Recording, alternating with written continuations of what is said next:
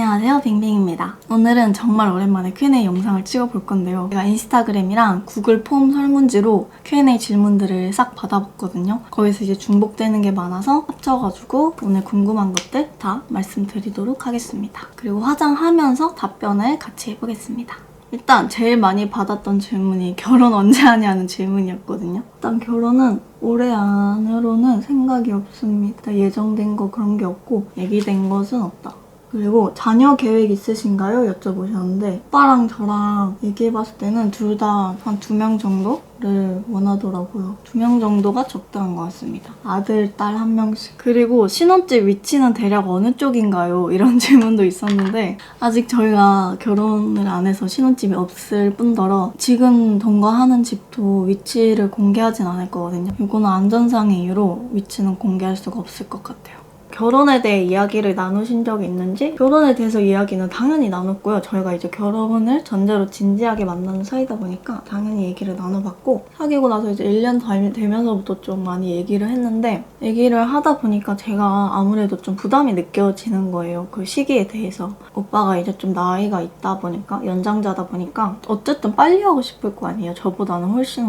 오빠가 일부러 푸시를 주는 건 아니지만 그래도 저는 이제 부담감이 느껴지니까 오빠한테 그랬거든요. 이제 내가 결혼 얘기를 먼저 제안을 할 때까지 오빠는 좀 그런 얘기를 꺼내지 말아달라 했거든요. 오빠가 이제 배려를 해서 그때 얘기 꺼낸 이후로 이제 그런 얘기를 안 하고 있거든요. 그래서 그냥 그렇게 지내고 있는 중입니다. 그리고 이제 입술이 트면 안 되니까 립밤을 발라줄 건데 바로 요거를 발라줄 겁니다. 립밤쟁이인 제가 완전 오래 꾸준히 쓰고 있는 버츠비 브랜드인데요. 버츠비 모이스처라이징 자몽향이 제 최애거든요. TMI인데 아마 버츠비 기본 립밤을 많이 써보셨을 텐데 오늘 바를 거는 일반 립밤과는 다른 색조가 들어간 틴티드 립밤입니다. 6가지 컬러가 있는데 그중에서도 저는 제일 잘 나가는 베스트인 로즈를 바를 거예요. 로즈는 이름처럼 말린 장미색으로 MLBB 컬러입니다. 자연스럽게 혈색이 도는 컬러고 지금 발라볼게요.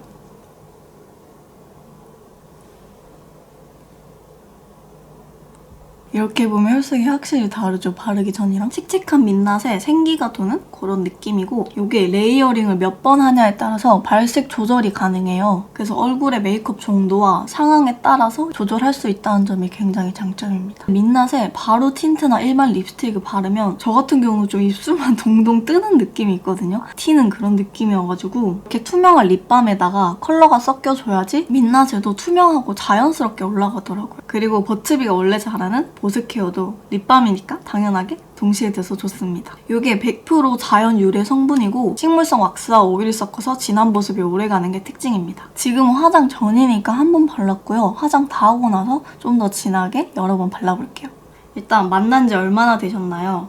지금 3년 됐습니다. 그리고 이제 제일 많이 최다 질문, 부모님께 허락받은 방법, 설득하는 팁이 무엇인가요? 이 질문은 이번 Q&A뿐만 아니라 그냥 평소에 제가 DM으로도 엄청 많이 받은 질문이거든요. 아무래도 이런 문제가 적당히 고민을 토로할 데가 없어가지고 좀 많이 답답해들 하시고 저한테 이제 물어보시는 것 같아요. 엄청 답답한 마음이 들 거란 말이죠. 저도 많이 답답하고 힘들었던 시기가 있었던 만큼 지금 고민하시는 독자분들에게 정말 조금이라도 도움이 되었으면 해서 그래서 제가 생각하는 모든 팁들과 정말 사소한 생각이나 그런 것까지 모두 다 얘기 드릴 예정입니다. 답변량이 엄청 굉장히 많아요. 그래서 굉장히 많으니까 이 아래 댓글에 타임라인을 이용하셔가지고 편하신 대로 시청해주시면 되겠습니다. 일단 제가 지금 연애 3년차가 됐다고 했잖아요. 제가 지금 3년차 돼보니까 1년마다 약간 부모님 마음이 다르더라고요. 연애 사실을 발표한 그 1년 차에는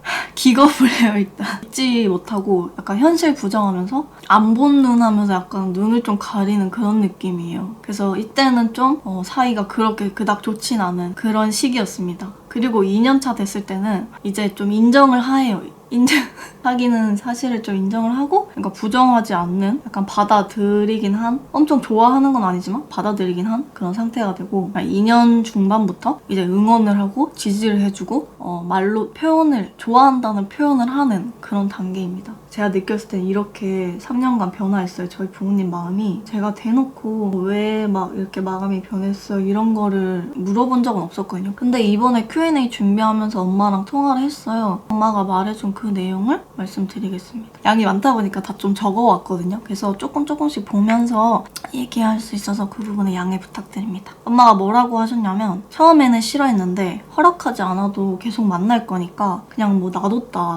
허락하지 않아도 만날 거라고 했잖아요. 이게 맞는 게 제가 하고 싶은 일, 제가 마음먹은 일은 그냥 해야 직성이 풀리는 사람이어가지고 일단 이렇게 내가 지금 사귀고 있다. 소개는 하지만 만나는 건 내 자유니까 부모님 허락은 필요하지 않다라고 말했거든요. 어떤 분들이 보시기에는 부모님한테 그게 좀 맞나? 할 수도 있잖아요. 충분히 이해합니다. 하는데 제 생각은 그래요. 성인이 연애하는 거에 대해서 허락이 필요하다고 생각하지 않아요. 우리가 동갑 친구, 대학교에 동갑 친구랑 연애할 때 부모님한테 허락받고 하지 않잖아요. 나이 때문에 이 연애의 본질이나 뭐 이런 게 바뀌는 게 전혀 없다고 생각을 하거든요. 일단 연애는 허락받고 말고의 문제 자체가 아니다라고 생각을 해요. 이래라 저래라 한다 해서 안 바뀔 거니까 믿고 맡겨놓는 거다. 엄마가 너를 믿잖아. 너가 진짜 좋으니까 만나겠지. 그리고 몇 번 보면 오빠가 믿음직하고 잘해줘서 안심이 된다. 못되게 굴었으면 반대했을 거다 라고 말씀하셨고 근데 엄마 1년 동안은 진짜 싫어했잖아. 그치 1년 동안은 기겁했지. 철없이 왜 저러나 싶었는데 2년 넘었을 때는 진짜 좋아하구나 하면서 긍정적으로 바뀌었다. 유튜브를 조용히 보다 보니까 오빠가 너한테 잘해주는 모습을 보고 큰 점수를 줬다. 같이 여행 가고 데이트하는 그런 모습이 좋았다. 나이 많고 적고 그거를 떠나가지고 사람으로서의 인성과 생활 습관이 마음에 들었대요. 그리고 오랜 시간 자꾸 보니까 생각이 바뀌고 깨달았다. 나이하고는 이게 상관이 없구나. 사람 자체가 가장 중요하다. 그래서 성실하고 착한 모습에 좋아하게 된 거다. 이렇게 저희 엄마도 1년이랑 2년이랑 3년 이렇게 약간 시간이 지나면서 생각이 이렇게 바뀌신 거죠. 이제 요거를 토대로 이제 나이차 많은 연애를 허락받는 법에서 좀 포인트가 몇 개가 있다고 생각하는데 이제 그 포인트들을 설명을 해드리겠습니다. 첫 번째는 움츠러들지 말라라는 겁니다. 뭐냐면 스스로 약간 죄인인 것처럼 잘못을 한 것처럼 말을 하고 행동을 하고 어깨를 움츠리지 말라는 거예요. 나이 차 있는 연애를 하다 보면 아직 보수적인 한국 특성상 높은 비율로 좋은 소리보다는 어쨌든 싫은 소리나 걱정이나 이런 것들을 많이 듣게 돼요. 내가 잘못했나? 그런 생각이 처음에 없더라도 그런 게 정말 자연스럽게 들 수밖에 없거든요. 그리고 또 특히나 또 부모님한테 괜시리 죄송한 마음이 들어요. 근데 누가 봐도 잘못한 그런 범법 행위를 한 것도 아니고 누군가에게 피해를 준 것도 아니잖아요. 그러니까 이걸 따지고 보면 논리적으로 보면 정말 뭔가 미안하거나 움츠러들어야 될 상황이 아닌 거. 단지 사회의 이런 시선과 편견? 그런 것들 때문인 건데 그런 것들 때문에 전혀 움츠러들 필요가 없다는 거죠, 저는. 그러면 그렇게 말할 수도 있거든요. 좀 낮은 자세에서 허락을 좀 구해야 설득이 되지 않겠어? 그래야 부모님이 좀 봐주지 않겠어? 약간 그런 생각을 할 수도 있잖아요. 근데 저는 그 생각은 이제 저랑은 다르다고 생각을 합니다. 왜냐면 일단 설득을 해야 하는 상황인 거잖아요, 지금. 나와 상대의 관계를 다 떠나서 지금 상황의 본질은 설득이에요. 이게 설득의 대상이 부모님이어서 더욱 감정적이게 되고 평소에 논리적인 사람도 약간 계산적인 설득을 못하게 되는 그렇게 되거든요. 저 또한 그랬고 어떤 상황에서건 저는 본질이 가장 중요하다고 생각하거든요. 그럼 왜 움츠러들면 안 되냐? 왜 안 되냐면 사람은 무의식적으로 상대가 수그리고 쫄면 자신도 모르게 갑의 위치에 서게 돼요. 우리 마음이나 태도는 사실 정말 짧은 그 몇 초 안에 다 결정이 된다고 하잖아요. 설득 내용이나 근거가 어찌 되었든지 간에 상대는 그 결정을 그 사람을 본 지 몇 초 만에 바로 했을지도 몰라요. 그래서 우리가 생각하는 것보다 훨씬 인간은 논리적인 사고로 결정하기보다는 그때 그 순간의 찰나의 인상을 가지고 결정을 하는 경우가 굉장히 많다고 합니다. 이거를 그냥 단순하게 저희가 상상해봐도 쉽게 이해가 되거든요. 예를 들어서 회사에서 강연을 해요. 강연을 열어요. 그래서 강연자가 왔는데 문을 여는 그 순간부터 약간 삐걱삐걱대면서 되게 좀 수줍음이 많고 어쩔 줄 몰라 하고 목소리와 기어 들어가고 이러면 회사 사람들은 딱 봐도 쟤 초짜네? 초보네? 뭐 그러면 대단한 거 하지도 않겠네? 팔짱 끼고 스스로 듣게 되겠죠. 이렇게 기대를 초장부터 가지지도 않고 오히려 편견을 가지고 시작을 하게 되겠죠. 그렇게 되면 더 이상 강연 내용은 그 제 빛을 발하지 못하게 돼요. 중요해지지 않죠. 낮추고 움츠리는 자세나 태도가 된다는 거는 설득을 하는 거에서 도움이 안 된다는 얘기예요. 설득하는 사람이 자신의 그 근거 내용이나 얘기하는 내용에 대해서 당당함이 없고 자신감이 없고 하면 듣는 사람은 말하는 너조차도 그렇게 자신감이 없고 목소리가 작은데 내가 거기에 믿음이 가? 믿음이 안 가죠. 자신의 생각에 대해서 확신이 없는 그런 사람으로 비춰질 수 있다는 거죠. 솔직히 뭐 설득도 설득인데 움츠러들지 말라는 게 마음이 좀 아파서 그런 얘기를 꼭꼭 해드리고 싶었거든요. 이게 내가 연애하는 것 때문에 다른 사람 눈치를 보고 움츠러든다는 게 너무 마음이 아프고 가슴이 아프잖아요. 이게 나 자신에게도 진짜 못할 일인 거예요. 그래서 무슨 일이 있어도 본인 자신 스스로를 굳세게 믿고 확신을 하고 나를 응원해줘. 너 잘하고 있어. 너 생각이 맞아. 넌 잘못한 게 없어. 움츠러들지 마. 이렇게 본인을 감싸주고 본인을 사랑해주는 것부터 시작해서 당당한 태도랑 자신감이 나온다고 생각을 해요. 당당한 태도를 보여주면 상대들도 당신을 믿고 설득이 되는 거죠.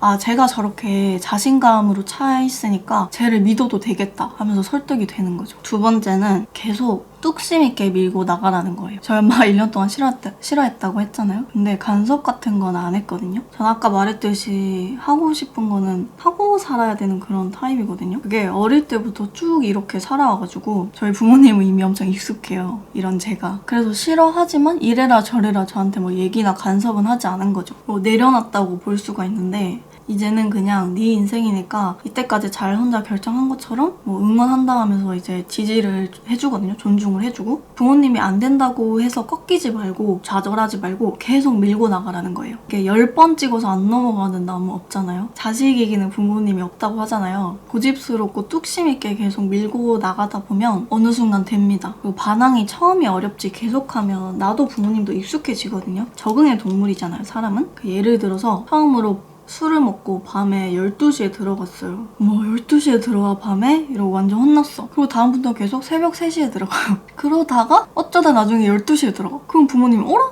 뭐야 너 일찍 왔네? 하면서 좋아하세요. 변화하는 상황에 따라 적응을 해가지고 바뀐단 말이죠. 그 부모님도 이런 게 익숙해지면 나중에는 별게 아니라는 거죠. 그 당시에는 정말 화가 나고 난리가 나겠지만 그래서 오래 꾸준히 꿋꿋하게 하면 부모님도 어느 순간 깨달아요. 아, 얘가 내가 옛날에 알던 그 소년이 아니구나. 우리가 결정할 수 있는 게 아니다. 너의 삶이다. 존중한다. 이런 식으로 돼요. 그리고 세 번째, 나이차 많은 연애에서 부모님을 설득하는 거는 굉장히 장기 프로젝트입니다. 1, 2년에 걸쳐서 해야 한다고 생각을 해야 돼요. 그러면 아, 빨리 설득해야 되는데 지금 당장 부모님 화가 났는데 그걸 풀어야 되는데 이런 좀 조급한 마음이 한결 편해지거든요. 그리고 부모님은 오랜 시간 동안 화가 나 있을 수밖에 없어요. 그거는 내 컨트롤 밖의 일이야. 당연히 어느 부모님이건 충격 받지 않으실 수 없고 화나는 게 정상이에요. 그래서 만약 부모님이 좀 부정적인 반응을 보이시고 막 화를 많이 낸다고 해서 그걸로는 안 싸웠으면 좋겠어요. 그 순간에 그런 반응과 화를 보이시고 그 화가 엄청 오래가는 거 자연스러운 일이니까 그거에 대해서 너무 낙담하고 너무 슬퍼하지 말고 그냥 길게 생각하면 돼요. 그래서 그냥 1년 정도 적당히 부모님이랑 거리를 두고 화난 마음이 좀 진정이 되고 불이 꺼질 때까지 기다리면 돼요. 그러면 그냥 나는 기다리면 되는 거라서 정작 그렇게 할 일이 많지가 않거든요. 처음 발표하고 그 뒤로는. 그 뒤에 이제 부모님이 좀 진정이 됐다 싶으면 그때 대화를 이제 많이 나누면 되는 겁니다. 그때는 뭔 얘기를 해도 어떤 얘기를 해도 잘 들리시지가 않아요, 부모님 귀에는. 그래서 오히려 역효과가 날 수가 있어요. 그때는 나도 감정적일 거 아니에요, 굉장히. 그래서 그때는 그냥 발표하고 슥 빠지자, 한 발짝 뒤로. 저도 그 당시에 이제 오랜 시간, 한 1년여간 부모님이랑 사이가 안 좋았잖아요. 그거에 대해서 굉장히 죄책감도 많이 좀 가지고 알게 모르게 많이 죄송하고 그랬거든요. 근데 지금 딱 시간이 지나고 지금 그냥 아무렇지 않게 되게 사이 좋아졌잖아요. 되돌아보면 그렇게 뭐 슬퍼할 그게 아니었던 거예요, 생각보다. 그래서 저는 그 감정이 상한 그 순간에 더 부모님을 설득하려고 억지로 애를 쓰고 뭐 내 편으로 만들려고 공부도 노력하지 않은 거에 대해서 잘했다는 생각이 들어요, 저는. 그러니까 너무 억지로 끌고 가려고 하지 않았던 거? 시간을 두고 좀 기다린 거? 그거에 대해서 잘했다는 생각이 듭니다. 근데 당연히 부모님도 그 시간 동안 마음이 정말 편치 않거든요. 마음이 너무너무 아프고 혼자서 굉장히 눈물도 흘리시고 슬픈 시간을 보내고 있을 거예요. 근데 저는 그 시간이 꼭 필요하다고 생각해요. 부모님도 부모님이 처음이잖아요. 이런 일도 처음이고. 그러니까 각자 좀 떨어져서 시간을 가지면서 마음을 좀 정리를 하고 그 문제에 대해서 스스로 좀 생각을 해보고 주변에 조언도 구해보고 하면서 좀 마음도 성숙해지고 그런 기회를 갖는 거라고 생각해요. 저는 그 시간이. 너무 부모님을 쪼지 말고 천천히 기다리면서 천천히 하자. 그리고 네 번째, 이거 완전 실질적인 팁이에요. 상대가 염려하는 부분을 짚어주자입니다. 제가 서클하우스 나왔을 때 오은영 선생님이 저한테 말씀 주신 팁이거든요. 이거를 적용해봤는데 진짜 효과가 괜찮았어요. 부모님이 염려할 만한 점들을 짚어주는 게 좋다고 해요. 나이 때문에 염려하는 게 괜히 염려하는 게 아니잖아요. 그러니까 나이가 많아서 따라오는 일반적인 고민들 있잖아요. 그런 것 때문에 같이 이렇게 고민을 하는 거란 말이에요. 저희 부모님도 마찬가지더라고요. 역시 그런 얘기를 꺼내더라고요. 건강, 수명이 길지가 않을 거 아니에요. 건강에 관련된 거, 수명에 관련된 거 이런 거에 대해서 되게 걱정을 많이 하더라고요. 저희 부모님이. 그러니까 그런 것들을 짚어주면 좋은 거죠. 뭐 건강에 관련된 음주라든지 흡연이라든지 아니면 뭐 운동을 하고 있다. 그럼 경제생활을 유지할 수 있는 거나 뭐 노후 생활이라든지 이렇게 이제 그런 문제점들을 짚어줬거든요. 그랬더니 진짜 눈 녹듯이 갑자기 마음이 녹아가지고 갑자기 3단계로 가는 문이 열렸었거든요. 그래서 다음 완전 실질적인 팁입니다. 이것도. 사실 부모님을 설득하는 과정에서 여러분이 생각하는 것보다 훨씬 더 제가 뭘 한 게 없거든요. 제가 생각해도 어리둥절할 만큼 약간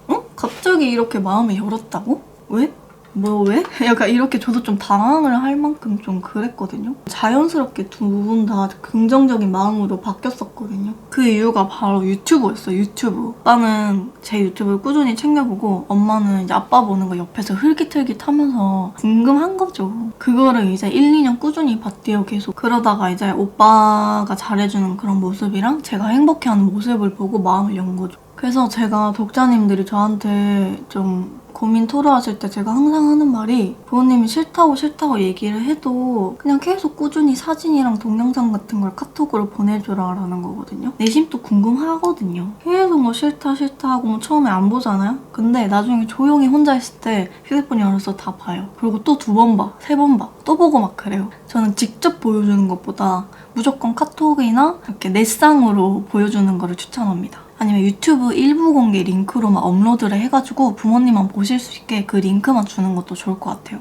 일단 폰에 남아야지 당장은 싫어서 안 보더라도 나중에 또 마음이 살짝 열리셨을 때 혼자 꺼내보실 수가 있잖아요. 그리고 마지막으로 할 말은 이 상황을 다 떠나서 세상에서 가장 소중한 존재는 나거든요. 상처받지 않게, 울지 않게 요 나의 마음을 나 스스로 지키는 게 가장 중요하다는 말씀을 드리고 싶어요. 마음이 너무너무 아플 것 같을 때는 조금 이기적으로 굴어도 되고 내가 아니면 나를 지켜줄 사람은 없어요. 이 세상에. 오직 나만이 나 자신을 정말 온전하게 지킬 수 있으니까 자신을 잘 지켜가면서 이 문제를 해결했으면 좋겠어요. 다음 질문. 동거하게 된 이유. 결혼 전에 동거를 먼저 하시는 이유가 제일 큰 이유는 그거죠. 오빠랑 같이 지내는 일상 시간을 더 많이 보내고 싶어서. 그리고 동거를 하면 좀 많은 모습을 볼 수가 있잖아요. 아무래도.